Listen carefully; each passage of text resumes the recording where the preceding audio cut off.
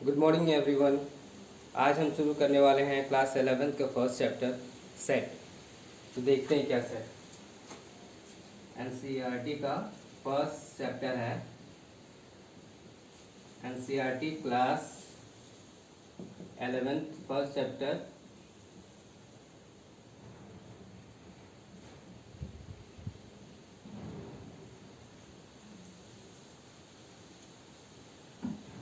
क्या है? Set.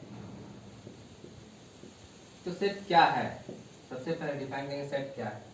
Set जानने से पहले हमको जानना पड़ेगा कि कलेक्शन क्या है। कलेक्शन किसे कहते हैं?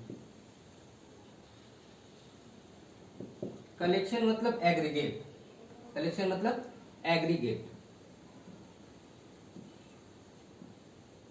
ये एग्रीगेट किसका हो सकता है? कुछ लोगों का हो सकता है, क्राउड्स। कलेक्शन ऑफ ऑब्जेक्ट, किसी भी ऑब्जेक्ट का कलेक्शन हो सकता है। कलेक्शन ऑफ बुक्स हो सकता है। कलेक्शन ऑफ क्रिकेटर्स हो सकता है।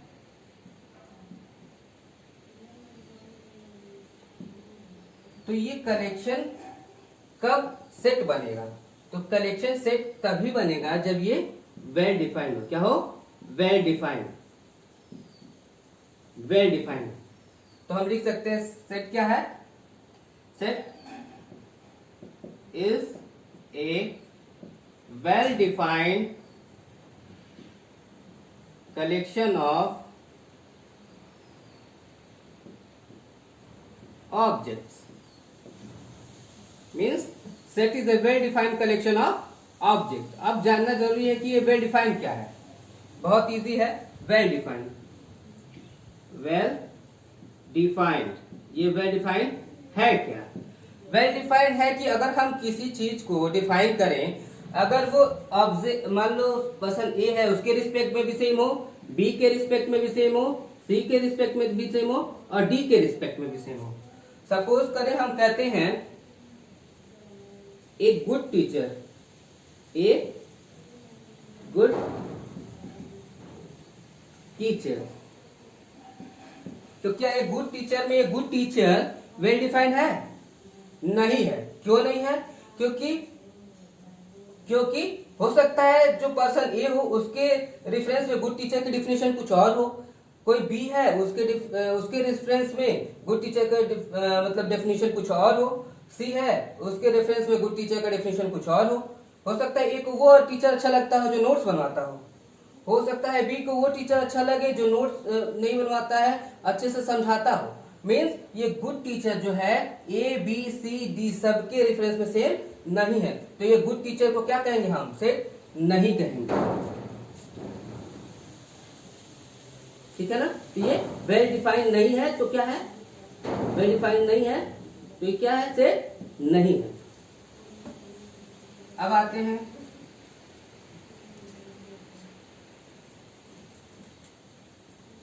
अब हम कहते हैं सेट ऑफ वॉवेल्स। तो इसमें कौन कौन से एलिमेंट आएंगे? क्लियर सी बात है, ए है, ई है, आई है, ओ है और यू है। ये कोई भी हो, ए हो, बी हो, सी हो, सेट ऑफ वॉवेल्स कहेंगे। तो यही 5 एलिमेंट आएंगे, इसके अलावा कोई और नहीं आ सकते। मीन्स ये क्या है? ये वेल डिफाइंड है। तो ये क्या हो सकता है? ये सेट हो जाएगा। कहे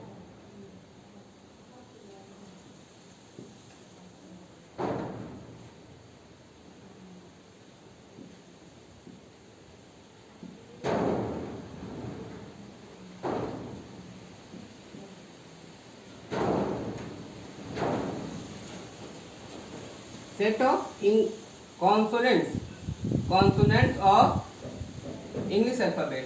तो ये भी क्लियर सी बात है कि सबके रेफरेंस में वही क्या आएंगे? लेटर्स आ जाएंगे। इन दोनों, इन 5 को छोड़ के जितने भी लेटर्स आ जाएंगे वो क्या हो जाएंगे? कॉन्सोनेंट्स होंगे। तो अब क्या है? दूसरा बात, सेट बहुत अच्छी जानने वाली बात ये है कि सेट को हम हमेशा कैपिटल लेटर से रिप्रेजेंट करते हैं। Set is always represented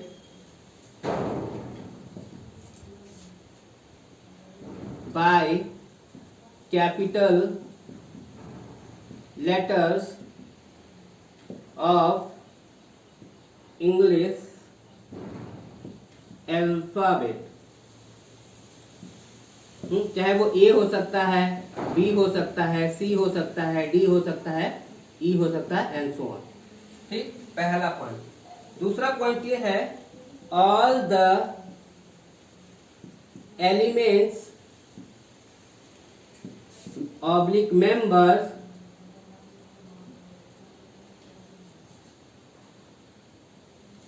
are represented by small letters, means set के अंदर जितने भी एलिमेंट्स होते हैं उनको स्मॉल लेटर से कहते हैं। अभी यहीं पे देखें अगर इसको, तो अगर कोई सेट ए है जिसमें हम क्या करते हैं, वॉवेल्स को रिप्रेजेंट करते हैं, तो सेट ए को कैपिटल लेटर से और उसके जो एलिमेंट्स हैं ए, ई, आई, ओ, यू, इसको हम स्मॉल लेटर से। और दूसरी बात क्या ध्यान देते हैं, इसको ब्रेसेस के अंदर हमेशा पुट करते हैं, और जो भी एलिमेंट्स हैं उनके बीच में कॉमा से सेपरेट करते हैं इसको। मींस अगर एलिमेंट्स हैं तो उनको कॉमा से सेपरेट करते हैं।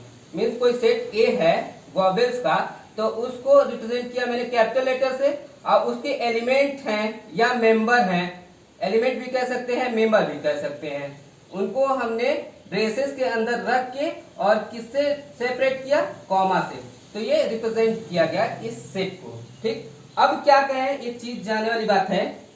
अगर हम कहें ए बिलोंग्स टू ए, इसका मतलब element a belongs to A, मतलब या इसको कह सकते हैं a is a member of A, means small a is a member of A, set A. या कह सकते हैं a is an element of set A, या कह सकते हैं a is in the set A. ठीक है, इसको रिप्रेजेंट करने का तरीका होता है ए बिलोंग्स टू ए, या कहते हैं a is a member of ए, या कहते हैं ए इज इन सेट ए। और अगर ये इसमें ए, ई, आई, ओ, यू है, तो ये बताइए कि इसमें बी होगा, तो B does not belong to set A, means B is not the member of A, B is not in A, ये कह सकते हैं। ठीक है, इसको कहा जा सकता है। अब आते हैं हम कि सेट को रिप्रेजेंट कैसे किया जा सकता है। सेट को रिप्रेजेंट कैसे किया जाता है, तो सेट को रिप्रेजेंट करने का दो तरीका होता है। एक होता है रोस्टर मेथड और दूसरा होता है सेट बिल्डर मेथड। एक होता है रोस्टर मेथड, इसको टेबुलर मेथड कहते हैं, टेबुलर फॉर्म कहते हैं, तो इसको लिख देंगे रिप्रेजेंटेशन ऑफ सेट।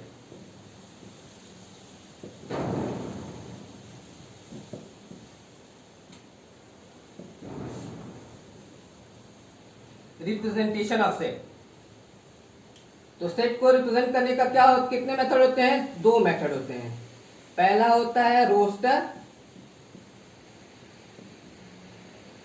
मेथड, और दूसरा होता है set builder method.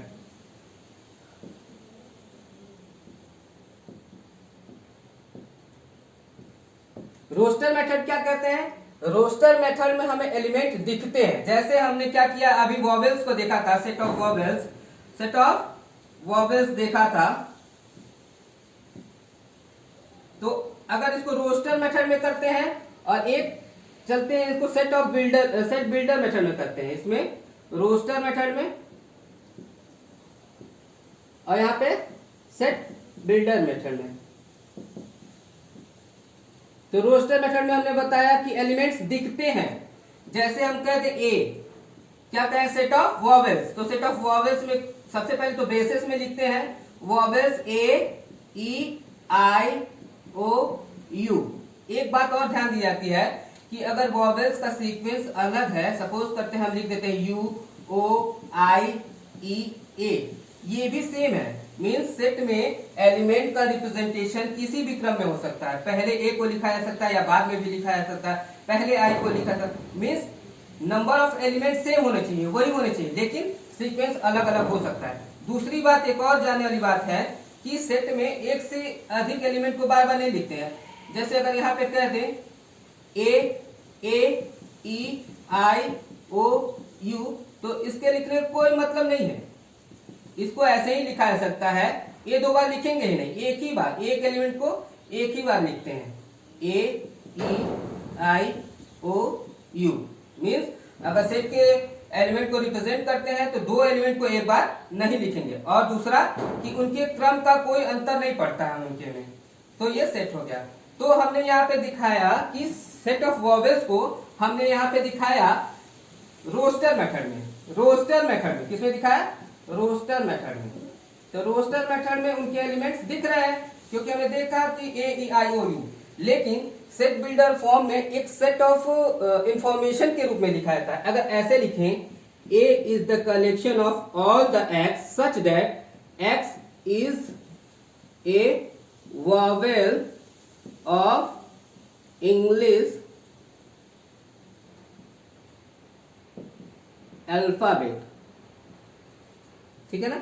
x are the vowels of कह सकते हैं, x is a vowel of कह सकते हैं, x is vowel of English alphabet। तो ये क्लियर बात है कि इसमें यही एलिमेंट्स हैं, लेकिन इसको एक क्या कह सकते हैं, एक स्टेटमेंट के रूप में लिख दिया गया। इसमें एलिमेंट्स दिख नहीं रहे हैं। सपोज करें हम एक ऐसा ले लेते हैं सेट, इसमें हमने स्क्वायर ले लिया, 1 4 9 16 25। तो ये क्या है, हम देखें तो नेचुरल नंबर 1 का स्क्वायर है, ये 2 का स्क्वायर है, 3 का स्क्वायर, 4 का स्क्वायर, 5 का स्क्वायर है। तो अगर इसी को सेट को हम सेट बिल्डर फॉर्म में लिखें तो कैसे लिखेंगे? x सच दैट, x कैसा है, इसको कहते हैं x सच दैट, x किस तरीके से, x is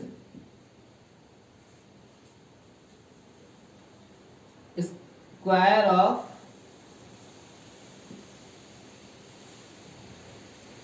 natural number,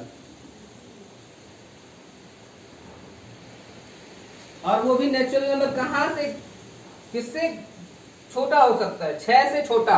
means यहाँ पे 36 तो है नहीं कि 6 लिया जाएगा, और नेचुरल नंबर क्या है?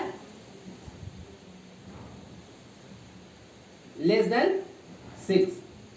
नेचुरल नंबर लेस देन 6, क्योंकि जो ये एलिमेंट है 1 4 9 16 और 25, ये x ऐसा एलिमेंट है कि इसका स्क्वायर इसमें सेट बी में लाई करता है, और उसकी वैल्यू, नेचुरल नंबर की वैल्यू किससे कम है? 6 से कम है, ठीक है। और कुछ ले सकते हैं, सी कुछ भी ले सकते हैं। अगर हमने